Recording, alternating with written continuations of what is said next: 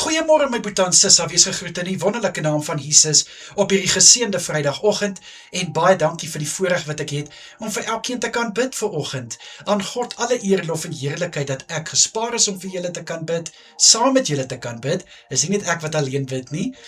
En dan nou ook vir hierdie week wat in ons lewens toegevoeg was. Hoe geseënd is ons nie. Kom ek bid vir ons. Vader, baie dankie dat ek na u toe kan kom in die lieflike naam van Jesus vanoggend. Aan u alle eer, lof en heerlikheid, Vader. Dat ons u kan loof en prys, die vryheid het om u te kan loof en prys. Vader, dankie vir nog 'n week wat in ons lewens toegevoeg was. Liewe Here, baie dankie dat u oor ons gewaak het hierdie week, dat u ons deurgedraai het. Liewe Here, baie dankie dat u vir ons geseën het met soveel, Vader. Elke dag se voorsiening van krag en wysheid. Baie dankie, Here, in Jesus Christus naam. Liewe Vader, ek wil ook kom bid vanoggend en ek bid vir my boetie en sissa, vir hulle wat by die werk is. Al is dit Vrydag, al kan hulle 'n naweek gaan hou. Laat hulle nog steeds dit doen waarvoor hulle geroep is. Dat hulle nog steeds hulle beste sal doen en gee in Jesus naam.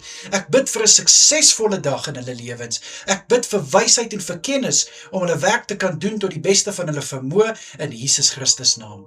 Laat hulle goeie moed hê, Here, positiwiteit, ongeag die omstandighede in Jesus Christus naam. Vir my boetie en sissa by die huis, bid ek, Here, dat elke een, liewe Here, dit wat hulle hande aanraak, dit sal doen met oorgawe, dit sal doen met deursettingsvermoë.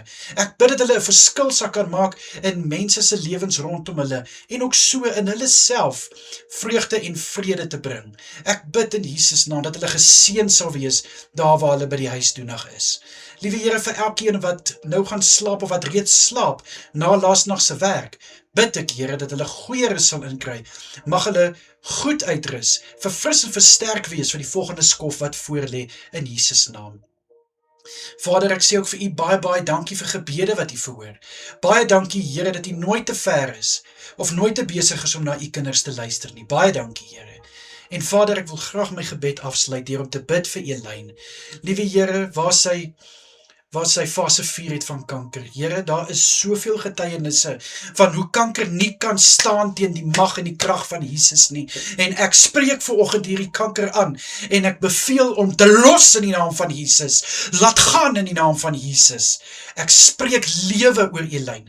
Ek spreek lewe oor haar liggaam. In Jesus Christus naam spreek ek, kom Here Jesus, raak haar aan. Ek bid, Here, dat die mag en die krag van Jesus, wat nou haar liggaam deurboor, dat daai kanker mag geen vashou plek sal hê nie, geen standvastigheid sal hê nie.